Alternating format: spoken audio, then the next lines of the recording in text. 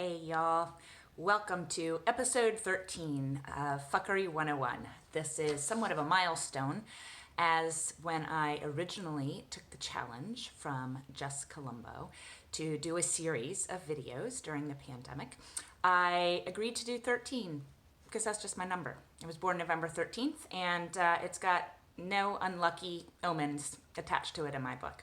So welcome to the 13th episode. There will likely be ongoing episodes because I'm having fun and because you are reaching out to me and letting me know that it's valuable. So we're going to continue with a question from friend and former client Juan. If you watched episode 12, Juan asked me to share about a couple of forms of fuckery that he's noticed in his work.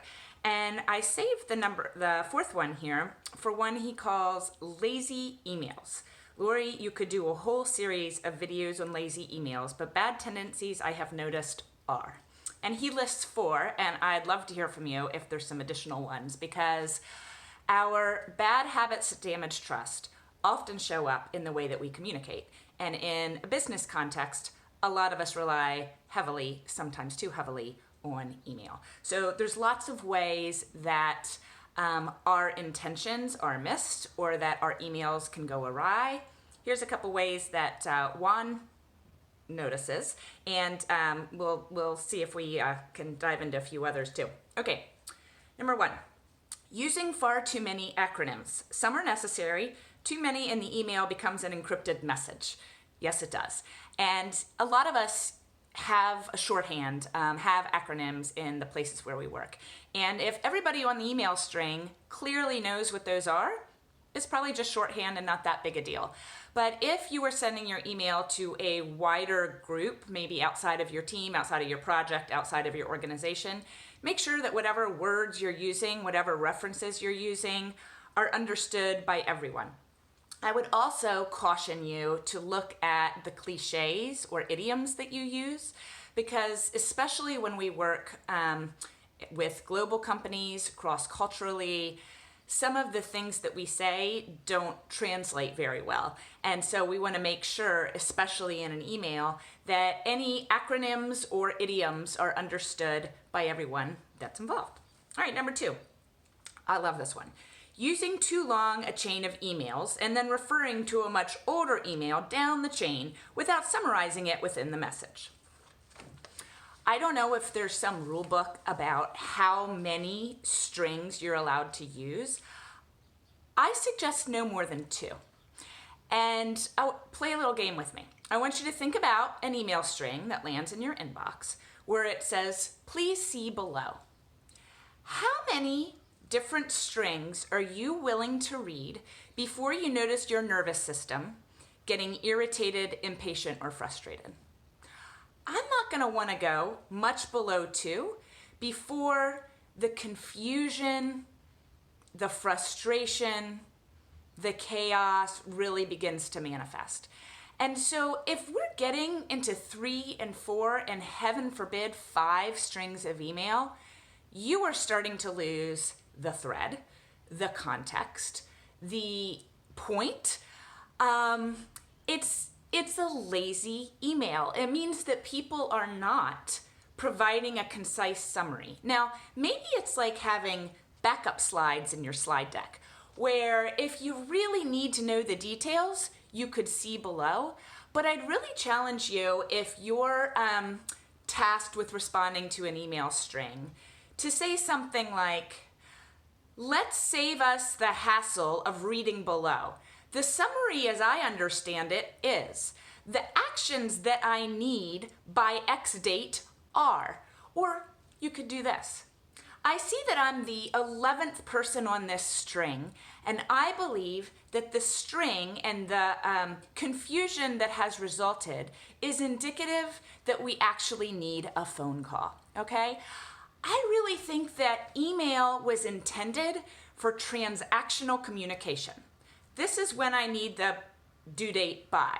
I would like to meet, is Tuesday or Wednesday better? Here is the response from the customer. Please allow me, or please tell me how I should proceed, right? It should be a yes or no question. It should be close-ended in some way. Can this happen by this date? If it gets into more granular level communication, I believe you're probably misusing email. As Juan suggests, you're being a lazy emailer. Pick up the phone. We can no longer walk by somebody's desk, and I know a lot of you don't need one more Zoom calendar invite showing up without you pulling your hairs out. But can you at minimum pick up the phone? It really does communicate a disrespect of people's time.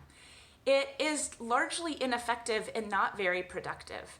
It's often used, and be honest here, as a way to avoid conflict, as a way to avoid tension. It is too often used as a passive-aggressive form of communication. How many times have you copied somebody on an email, not because they actually add value or have something to contribute, but because you're trying to throw somebody else under the bus, because you're trying to pull in someone's position of power to help you get what you want done? That's fuckery. It's not effective, right? I need you to ask yourself, why am I CCing somebody else? Why am I escalating this? Is this for the best result for the customer or for the project or for the company? Or am I trying to use this as some kind of power play to get my ideas and my needs met at the expense of somebody else? All right, so I really want you to look at how you can improve upon an email string that lands in your inbox and how you can do a better job of communicating directly, concisely, and in person, even if that's via phone, to not damage trust and relationships through email. So thanks for that one, Juan. Okay, next one, just writing an email without spending enough time or any time thinking about how the email will be read. And I get it. You're busy people. You're trying to get a lot of accomplished. I'm not asking you to edit your emails 50 times before you hit send. That would be problematic. Maybe rereading it one time. Can you add a depth of emotional intelligence and say, as you're writing it, who is my audience? What is their attention span? What is the context in which this email will be received? What is my relationship like? Is there a place for humor? Is there a place for sarcasm? Is there a place for depth and realness? How much professionalism needs to be a part of this? And the air quote is there because I think the pandemic is certainly expanding what it means to be professional, right? And I think that sometimes to be professional can be to be cold, to be impersonal, right? And that's not what I'm suggesting at all. But I really do challenge you as you're crafting your message that you're thinking about how it will be received, because email is great at confusing the tone. And there's a lot of miscommunication, misunderstanding, hurt feelings, and fuckery that are the fallout because you failed to read through your email and think about how is this going to show up in somebody else's inbox. Let's also look at the timing of email. Are you sending an email at 10 o'clock and in the tone of your email expecting someone to reply to you in the next 30 minutes? Is that the culture of where you work? Does it need to be? Are you thinking about time zones? Are you thinking about it being Saturday afternoon? How demanding, how flexible, how patient, how personal, how realistic are you being in the time that you're sending your emails? And then another one that Juan brings up, and this one definitely has an asterisk to it, is he says, awful grammar. Now, I know that for many multinational corporations, this is complicated by the fact that English may not be the writer's first language.